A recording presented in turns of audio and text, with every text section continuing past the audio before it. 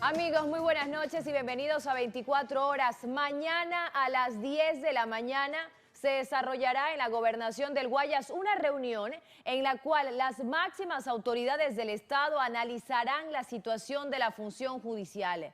En este comunicado, el presidente de la República, Guillermo Lasso, mencionó lo siguiente: en los últimos días hemos presenciado decisiones judiciales que indignan a la ciudadanía, donde ha quedado plasmado abusos que juegan en favor de criminales, que ocasionan el desmantelamiento de las instituciones que deberían proteger a los ciudadanos, no a los delincuentes. Pero ¿a quiénes ha invitado el presidente de la República, Guillermo Lasso, a participar en esta reunión? Los invitados son el presidente de la Corte Nacional de Justicia, el doctor Iván Saquicela. Está también el presidente del Consejo de la Judicatura, Fausto Murillo, y está también la fiscal general del Estado, Diana Salazar. Como dice el comunicado, para encontrar soluciones y propuestas que permitan defender el Estado de Derecho de estos abusos con irrestricto apego y respeto a la independencia de funciones consagrado por la Constitución. Al momento, ¿quiénes de ellos han confirmado ya su asistencia? Pues lo ha hecho el doctor Iván Saquicela y también el doctor Fausto Murillo. Aún está pendiente la confirmación de la doctora Diana Salazar. Y también precisamente el presidente de la República, Guillermo Lasso, se refirió a la reunión del día de mañana. Ahora no solamente a través de un tuit, en un comunicado, sino que ya lo hizo abiertamente. Escuchemos lo que dijo. Y como jefe de Estado tengo también la obligación de coordinar actividades con otras funciones del Estado. Es decir, respetando la autonomía, la independencia de poderes, yo levanto la mano para esta convocatoria y decirle al Consejo de la Judicatura, al Poder Judicial, a la Fiscalía, que necesitamos coordinar acciones para evitar que la delincuencia utilice a los jueces para salir libres. El presidente Guillermo Lasso se refiere precisamente a este abuso en la concesión de habeas corpus, y hay que decir que seguimos hablando del tema, pues la Fiscalía realizó allanamientos en 3 ciudades dentro de las investigaciones por el habeas corpus otorgado a un holandés requerido por la justicia de su país. Veamos. La noche de este viernes, personal de Fiscalía y Policía realizaron allanamientos como parte de la investigación abierta por el habeas corpus otorgado al ciudadano holandés Boxiene, quien es requerido por la justicia de Países Bajos. Los allanamientos se realizaron en Santa Elena, Daule y Guayaquil. Al respecto, la Fiscalía informó que se recabaron indicios relacionados con el sorteo y procedimiento de la causa. De manera preliminar se conoce que el allanamiento dejó resultados, pues según Fiscalía, se hallaron documentos relacionados al caso, además de equipos informáticos, dispositivos de almacenamiento y una agenda, entre otros elementos. El habeas corpus al hombre holandés de 55 años fue otorgado por la jueza de Manglar Alto, Erika Muriel Santillán, el pasado 20 de abril, ordenando su inmediata liberación, lo que ha generado rechazo. Desde el Consejo de la Judicatura, por ejemplo, su titular Fausto Murillo dispuso la Dirección Nacional de Transparencia inicie el trámite investigativo contra la jueza. A la par, el presidente de la Corte Nacional de Justicia, Iván Saquicela, también ha mostrado su descontento. Él solicitó a Judicatura suspender a la magistrada y revisar su conducta por error inexcusable. Y es que señala que la jueza Muriel no tiene competencia, ya que el extranjero es requerido por Países Bajos en un trámite de extradición por tráfico de drogas y estaba detenido en Quito, precisamente a órdenes de Iván Saquicela. Y la señora jueza, sin tener competencia, convoca una audiencia de habeas corpus sin notificarme a mí, que debería ser el notificado porque yo soy el que ordena la privación de la libertad, llega a conceder el habeas corpus. Eso es lo que ha pasado. Es inaceptable. En entrevistas, Saquicela indicó que la celeridad con la que actúan una vez más los jueces de Manglar Alto indigna. Que es necesario delimitar tanto la acción de protección cuanto el habeas corpus. Varios juristas del país lo han manifestado en la misma línea coincidente con mi opinión. Fue precisamente desde Manglar Alto, a través del juez Diego Moscoso, que salió otro habeas corpus cuestionado, el otorgado semanas atrás al ex vicepresidente Jorge Glass, decisión a la que en principio el gobierno no puso objeción. El magistrado también es investigado por la Dirección de Transparencia del Consejo de la Judicatura. Pero esta no es la primera vez que el accionar de los jueces Muriel y Moscoso de Manglar Alto es cuestionado. En 2021, la Judicatura en Santa Elena abrió una investigación contra ambos por presunta demora en la resolución de una acción de protección y una recusación dentro del caso de la construcción de una red de alcantarillado en la comuna Montañita. En Guayaquil, Luis Alfredo Zúñiga, 24 horas. Y ya sabemos que no son los únicos casos. En un tercer intento, el juez Pedro Moreira otorgó el habeas corpus para Junior Roldán, el segundo al mando del grupo delictivo Los Choneros. Roldán será trasladado hasta su domicilio en El Triunfo. Junior Roldán Paredes lo consiguió la tarde de este viernes. El juez Pedro Enrique Moreira Peña de Garantías Penitenciarias accedió a su pedido en esta tercera insistencia y le otorgó el recurso legal que le permite cumplir arresto domiciliario en su casa ubicada en El Triunfo, al aceptar la apelación interpuesta al habeas corpus parcial que le había otorgado este miércoles siempre y cuando el sentenciado por asesinato sea trasladado hasta el Hospital Guayaquil, ya que su defensa argumentaba múltiples enfermedades. Pero alias Junior no quiso ir. Insistía en el traslado a su vivienda, tal como se le ha concedido ahora. Una decisión judicial que genera reacciones. Injustificadamente dice que el ciudadano en cuyo favor se dictó parcialmente el habeas corpus se encuentra en riesgo de muerte, dejando de esta forma a todos los ecuatorianos una nueva amenaza a la que ya tenemos en temas de seguridad, que es la seguridad jurídica. Según la resolución, además de otorgarse arresto en casa, deberá usar grillete electrónico, detallando en el mismo documento que si no hay dicho dispositivo en stock, no será un impedimento para que salga de la cárcel regional. También tiene prohibición de salida del país. De tal tamaño la ilegalidad y arbitrariedad del juez, no existe mención alguna de informes médicos oficiales del Ministerio de Salud Pública sobre la supuesta existencia de condición médica que ponga en riesgo la vida del privado de libertad. Junior Alexander Roldán Paredes, el segundo al mando en la organización narcodelictiva de Los Choneros y considerado uno de los más sanguinarios, enfrenta varios procesos. 2 sentencias de 22 años de cárcel por asesinato, delincuencia organizada, ingreso de artículos prohibidos a los centros de privación de libertad, daño al bien ajeno, intimidación y hasta es señalado como uno de los responsables de las masacres dentro de la penitenciaría. El juez que favoreció al jefe de Los Choneros lleva 5 meses en el cargo. Exfuncionario del municipio de Durán, promovía en sus redes sociales la candidatura de correístas. Según su perfil en LinkedIn, ha trabajado como profesor en la Universidad de Guayaquil. En tanto, el SNAI presentó un recurso revocatorio que apunta a dejar sin efecto el arresto domiciliario concedido a alias Junior e interpondrán una denuncia disciplinaria ante la Dirección Provincial del Consejo de la Judicatura. Vanessa Robles, 24 horas. Y expertos señalan anomalías en el habeas corpus otorgado a alias Junior. Una de ellas es que el privado de libertad no esté condenado por delitos graves. Resulta que este es uno de los requisitos que precisamente no cumple el sentenciado, pues fue sentenciado por asesinato. El cambio de decisión del juez Pedro Enrique Moreira Peña al conceder el pedido de alias Junior y otorgarle arresto domiciliario 2 días después de haber decidido que debía ir al hospital no solo genera cuestionamientos ante el abuso de garantías constitucionales, señalan expertos, sino que deja entrever una serie de vicios en el proceso. Que la persona no esté condenada por delitos graves. El señor está condenado por los delitos más graves y ahora condenados por delitos en verdad graves y que también están destrozando al Ecuador, parece ser ellos también tienen influencia para que la justicia se ponga a sus pies. Para el expresidente de la Corte Suprema de Justicia, Carlos Gómez Mera, la rapidez en que se concedió este recurso legal sin hacer las consultas previas acentúa los cuestionamientos. El juez tiene que hacer comprobaciones. Si se habla de una enfermedad catastrófica, pues lo menos que tiene que hacer es pedir informe a los peritos del Ministerio de Salud. El juez dice que el sistema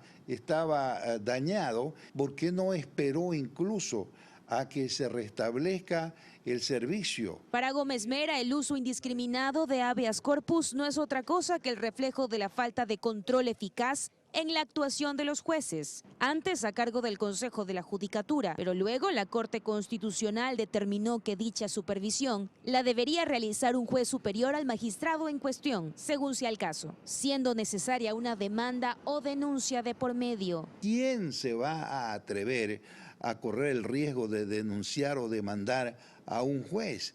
En segundo lugar, si va a una instancia superior, siempre se impone el espíritu de cuerpo. Que es necesaria una reforma urgente ante el mal uso de estos mecanismos para que no sean objeto de abuso, privilegiando a pocos y poniendo en peligro a la ciudadanía. El mundo se rasga las vestiduras del habeas corpus que le han concedido a Glass, a mucha gente, a ese holandés que estaba perseguido, pero no pasa nada.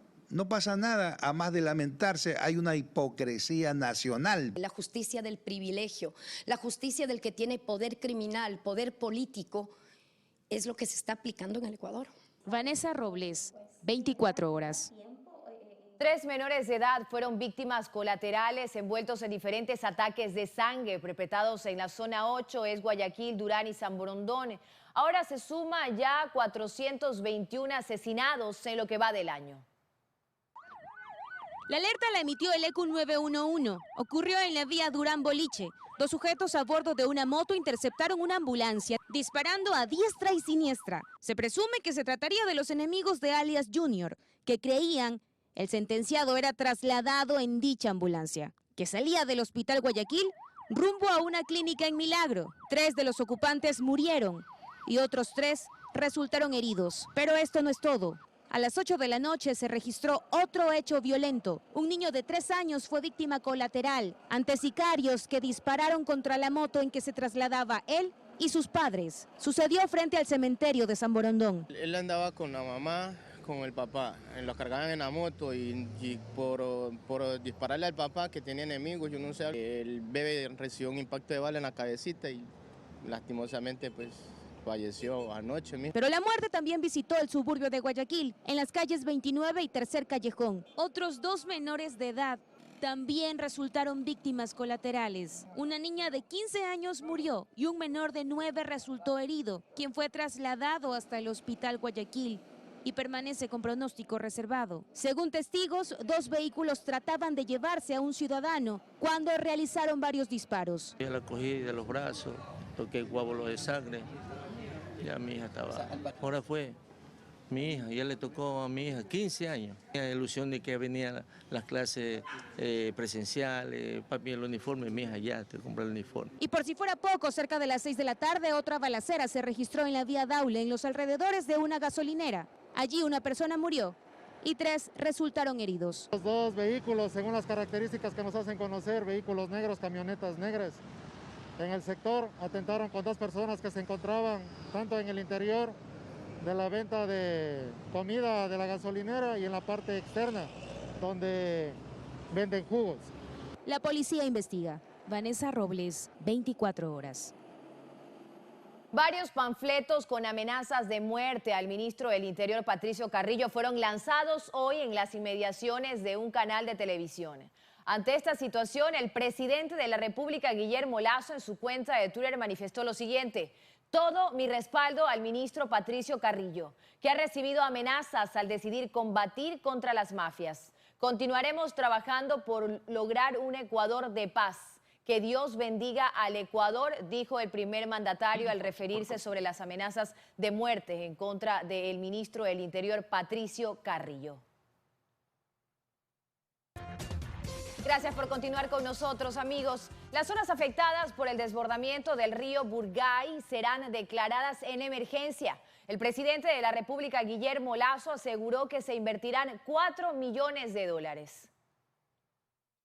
El desbordamiento del río Burgay en Cañar, debido a las intensas lluvias, ha dejado serias afectaciones en la provincia, sobre todo en 2 cantones, Azogues y Biblián, que dejó afectaciones en carreteras, puentes y decenas de viviendas. Lo que tendría que llover en 2, 3 semanas o un mes, llueve en 2 días. Y es por esto que tenemos esta saturación de los sistemas y desborde de ríos. El presidente Guillermo Lasso acudió a las zonas afectadas por el desbordamiento este sábado en Azogues, donde se realizó una mesa técnica y anunció que la zona será declarada en emergencia y se invertirán $4 millones. y el gobierno nacional va a poner todos los recursos necesarios para volver a la normalidad, arreglar el cauce del río Burgay.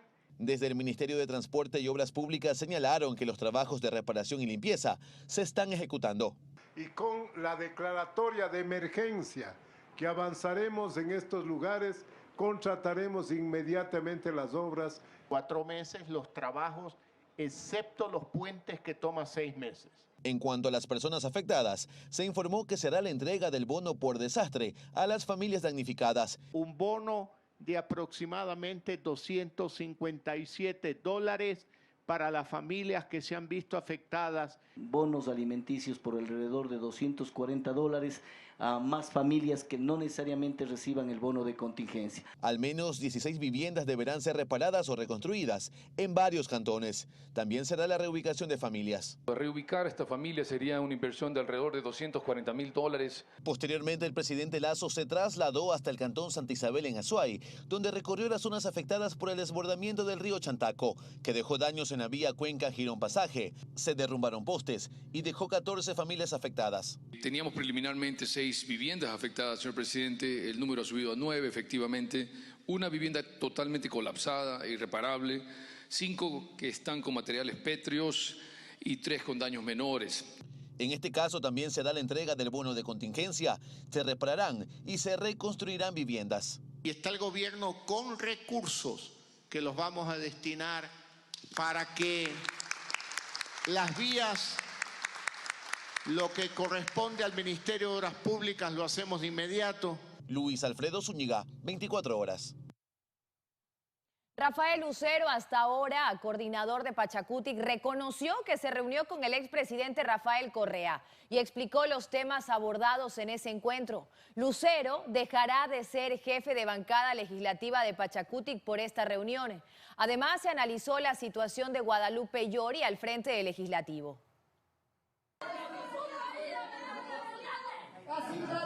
En la reunión hubo incidentes porque un grupo increpó a Rafael Lucero que haya mantenido un encuentro con el expresidente Rafael Correa en México. Encuentro que el propio jefe de la bancada de Pachacutic reconoció. Sí, me he reunido, he conversado, me invitaron a reunir, yo siempre que me inviten voy a sentarme a dialogar. Durante el consejo político que duró varias horas en Quito, Lucero explicó cuáles fueron los temas abordados en su reunión con Correa. Habrían sido 4. El primero, la creación de una comisión de la verdad. A la que el movimiento Pachacutic lo ha dicho desde un inicio, eso no es posible, no contarán con nuestros votos para esa comisión. El segundo tema que han dialogado, obviamente, es la crisis de la Asamblea que está atravesando en este momento y que ellos tienen la posibilidad de formar una nueva mayoría. Sin embargo, la dirigencia de Pachacutic resolvió que si Guadalupe Llori deja la presidencia del legislativo, ningún otro asambleísta de ese movimiento ocupará su lugar. El tercer tema abordado está relacionado a una alianza del correísmo con el movimiento indígena para las próximas elecciones seccionales y generales. Que podrían tener un acercamiento con el movimiento indígena, no con el movimiento Pachacutic, y a través del movimiento indígena una posible alianza. Eso no es posible. Para nosotros es una de las líneas rojas que están marcadas. Y el cuarto, cambios en las actuales comisiones legislativas. Por esa reunión, Pachacutic resolvió designar en los próximos días a un nuevo jefe de bancada. El Consejo Político también decidió respaldar la continuidad de Llori como presidenta de la Asamblea, pero en caso de conformarse la comisión evaluadora de su gestión, se aceptará la decisión que tome el Pleno. En Quito, Alberto Luna, 24 horas. Y esta semana la principal noticia en la Asamblea fue la reunión que mantuvo el ministro de Gobierno Francisco Jiménez con los representantes de 4 bancadas. Se busca una solución a la crisis que enfrenta el legislativo. Esta semana se concretó la reunión entre el ministro de Gobierno Francisco Jiménez y los jefes de 4 de las 5 bancadas, con el objetivo de lograr una salida a la crisis que atraviesa la Asamblea Nacional. El encuentro sirvió para ratificar posturas especialmente relacionadas a la continuidad de Guadalupe Llori al frente de esa función del Estado. La presencia de la presidenta Llori en este momento se convierte en un obstáculo para que la Asamblea pueda seguir trabajando. Es así de simple. Sin embargo, para el oficialismo, Yori no es la única responsable de esta crisis, por lo que la evaluación que buscan varios sectores debe ampliarse a todos los integrantes del CAL e incluso al trabajo de las comisiones legislativas, es decir, una evaluación completa. La falta de funcionamiento de la Asamblea Nacional no pasa por una sola persona, y eso implica que revisemos si también los demás que están dentro del CAL están haciendo su trabajo. 7 son los miembros del CAL que toman las definiciones. Hay quienes han asumido comisiones que lamentablemente después de 11 meses ni siquiera han entregado un proyecto de ley. Ahí hay procesos que nosotros tenemos que evaluar. Todavía no está definido el camino que tomará la Asamblea para destrabar la situación que enfrenta porque no se alcanzaron acuerdos en esa reunión, pero para Flores ya se ha dado el primer paso. El país nunca ha conocido, desde una visión política, que un ejecutivo se siente con las bancadas en la transparencia que lo hicimos ayer. Si esa voluntad fue el primer paso que se dio y que en función de esto todas tenemos la voluntad de que se haga el proceso de evaluación. En lo que coincidieron todos es que la Asamblea no puede continuar bajo la dinámica evidenciada en los últimos meses. Podemos lograr acuerdos y consensos en esta mesa de trabajo, pero si es que no se destraba el lío político, el problema político y el nudo crítico que existe en la Asamblea, difícilmente vamos a avanzar. En esa reunión faltó un representante de Pachakutik, organización política que se excusó, aduciendo que requiere primero de un diálogo a la interna para definir su hoja de ruta. Alberto Luna, 24 horas. Y la mayoría de miembros del Consejo Ejecutivo Nacional de la Izquierda Democrática rechazó la separación de los asambleístas Alejandro Jaramillo y Joana Moreira de la bancada legislativa por parte del presidente nacional del partido, Guillermo Herrera. Los integrantes del Consejo calificaron la decisión como arbitraria, ilegal e injusta. Sostienen que las expulsiones de Jaramillo y Moreira incumplieron el debido proceso, los estatutos y no se garantizó el derecho a la defensa de los aludidos, sostienen. Otros temas, amigos. Las playas cercanas a Puerto Ayora fueron cerradas este sábado debido a que el agua del mar se contaminó con hidrocarburo por el hundimiento de la embarcación Albatros. Autoridades colocaron barreras absorbentes y trabajan para controlar el incidente. Esta madrugada se reportó la emergencia del hundimiento de un yate turístico en Galápagos.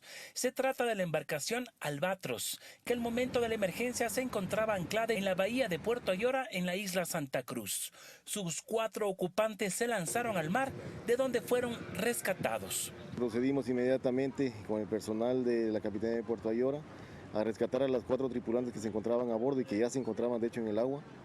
Y los trajimos hasta el muelle Gusangermeyer para las atenciones médicas a través de la coordinación con el Ministerio de Salud Pública.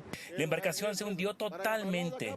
Personal de la Dirección del Parque Nacional Galápagos colocó barreras de contención, salchichas absorbentes, paños absorbentes y dispersante ecológico en líquido. Junto con otras embarcaciones, recogieron los escombros y desechos. Lamentablemente, producto de este hundimiento, se comenzó a derramar combustible, hubo una contaminación por hidrocarburos. Se calcula que hay 2.000 galones de combustible aproximadamente a bordo de la embarcación. Parte del hidrocarburo ya ha contaminado las aguas. Por ello, se evacuó a los bañistas de las playas cercanas. Se ha hecho el cierre de la playa de los Alemanes y evaluando la dispersión del combustible en la zona de la Bahía Academia, se ha procedido a hacer el cierre temporal de los sitios de visita del Parque Nacional dentro de la Bahía Academia, como la playa de la Estación, la Ratonera. Buzos están haciendo una evaluación del estado del combustible en los tanques hundidos. Hasta el cierre de este reportaje, continuaban las tareas para intentar reflotar a la embarcación. Diego Añasco La Lama, 24 horas. Casi 4 toneladas de droga fueron decomisadas dentro de un contenedor de banano de exportación en el puerto marítimo de Pozorja. El destino del cargamento era Europa. La unidad antidrogas de la policía dio un nuevo golpe al narcotráfico.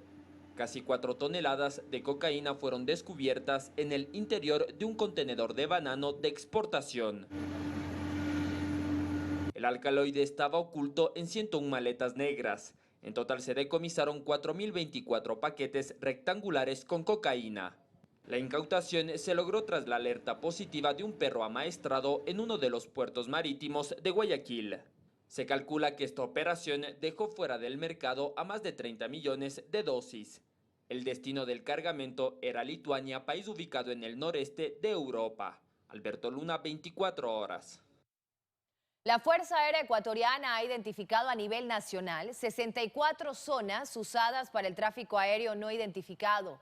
Este viernes se inició con la inhabilitación de estos espacios.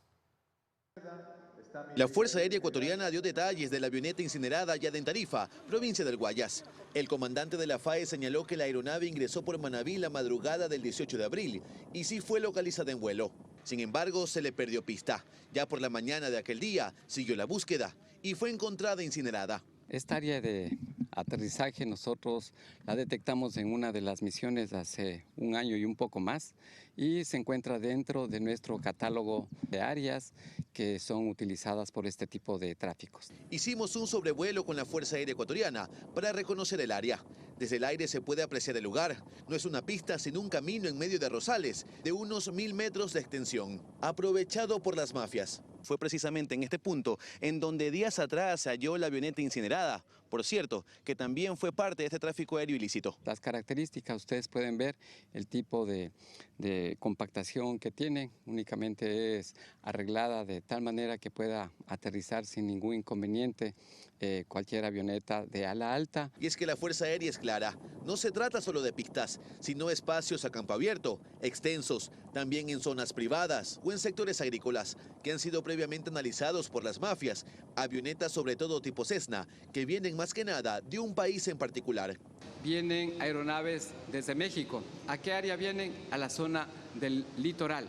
A nivel nacional se han detectado 64 áreas usadas para el tráfico aéreo no identificado, siendo Guayas y Manabí las provincias con mayor presencia de estos espacios. Pueden ser vías, pueden ser playas que cuando baja la marea les permiten cumplir con aterrizaje de este tipo de aeronaves. Desde el 2017 a la fecha, se han detectado 77 avionetas ingresando ilegalmente al país. Y aunque en algunos casos no se logra la captura de las mismas, la Fuerza Aérea señala que sí se cumple con la defensa del espacio aéreo, incluyendo la ayuda de los radares. Sin embargo, sobre el radar de Montecristi, aún no hay detalles de cuándo volverá a funcionar, luego de 5 meses de quedar inhabilitado y que funcionó solo por 11 días. Y cuando más adelante tengamos algún tipo de información, de la misma manera comunicaremos para que sepan exactamente en qué condición se encuentra el radar. Este viernes se inhabilitó la zona donde aterrizó la avioneta ilícita incinerada. La FAE ha indicado que esto se repetirá en los 64 puntos identificados en el país. En las semanas posteriores, en estas misiones de reconocimiento, ver si se mantiene inhabilitada esta área. Las autoridades indican que sí se hacían sobrevuelos de vigilancia en esta zona previo a este incidente. En Guayaquil, Luis Alfredo Zúñiga, 24 horas. Aumenta el número de padres de familia que acuden a los puntos de vacunación para inmunizar a sus hijos previo al inicio a clases. A nivel nacional, el 68% de niños de 5 a 11 años ya ha recibido sus 2 dosis.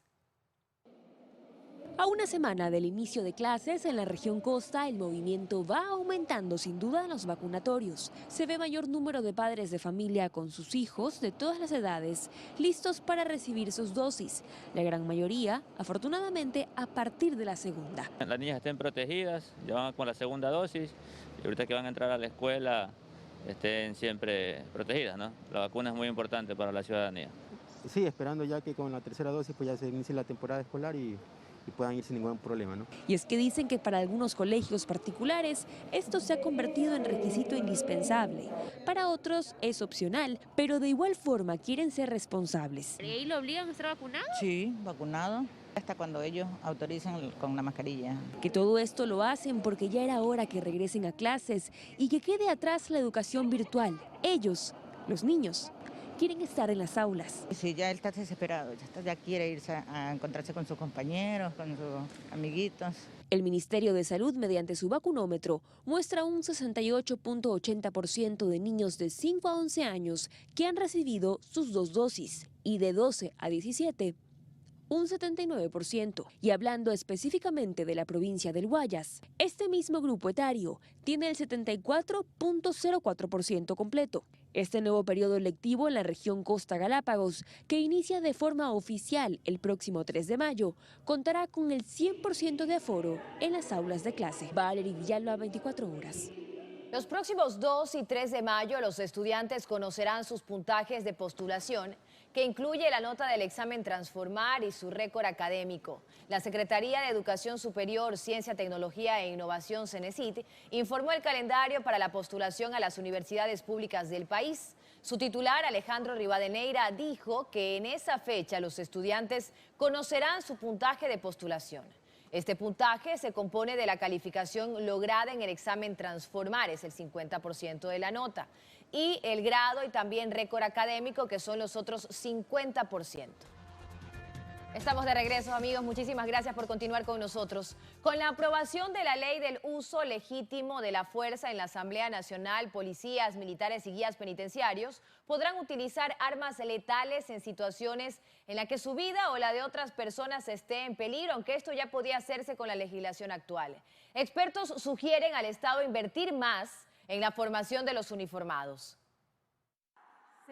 Para finales de mayo espera la Comisión de Seguridad de la Asamblea Nacional que el país ya pueda contar con una ley para el uso legítimo de la fuerza. Esto luego de que sea tratada en segundo debate y aprobada en el Parlamento. La propuesta se centra en que la policía, las Fuerzas Armadas e incluso el Cuerpo de Seguridad Penitenciaria puedan usar armas letales con mayor facilidad. Algo importante y vital a criterio de Mario Pazmiño, consultor internacional en defensa y seguridad, considerando el alarmante incremento de la criminalidad. Para garantizar que las diferentes instituciones puedan utilizar esa fuerza en la protección de los derechos y libertades de los ciudadanos. Pero la normativa establece niveles para que haya progresividad en el uso de la fuerza. Señala que lo primero es la presencia, el que el policía, militar o guía esté físicamente en el lugar de los hechos. La segunda instancia implica establecer contacto visual. La tercera, verbalizar. La cuarta, el control físico. Y la quinta es la utilización de técnicas defensivas no letales, que es el punto máximo al que debería llegarse. El ejercicio aquí detrás de todo esto de reflexión es cómo la policía debe hacer su trabajo en materia de prevención del delito y control del delito con el menor número de bajas, tanto civiles y de número de efectivos policiales. Como sexto y último nivel aparece el uso de la fuerza con potencia letal, y esto aplica solo cuando las medidas menos letales hayan resultado insuficientes. Defensa propia del uniformado, porque hay peligro de muerte o lesiones graves, con el propósito de evitar el cometimiento de un delito que signifique una seria amenaza para la vida de otras personas. También cuando se va a detener a alguien peligroso que ponga resistencia o quiera fugarse. Son todas situaciones que deberán ser valoradas en el momento por los uniformados, resalta Pazmiño. Se tiene que establecer un reglamento claramente definido sobre cada uno de los procesos que se tiene que seguir para determinar con exactitud por parte del miembro de la fuerza pública en qué momento o en qué nivel se encuentra. Y que además de que existe una ley, Pontón sugiere preocuparse en invertir en la formación de los agentes. En capacitación, por ejemplo, si dice que la policía no tiene prácticas de tiro porque no hay balas y no hay los recursos, pues hay que generar recursos para hacerlo. No se puede conseguir usted tener una excelente ley sin una institución que tenga un entrenamiento adecuado. Este tipo de armas, vale la pena precisar, de acuerdo con lo establecido en la ley, no se pueden utilizar en manifestaciones o escenarios de protesta social. Luisa María Heredia, 24 horas.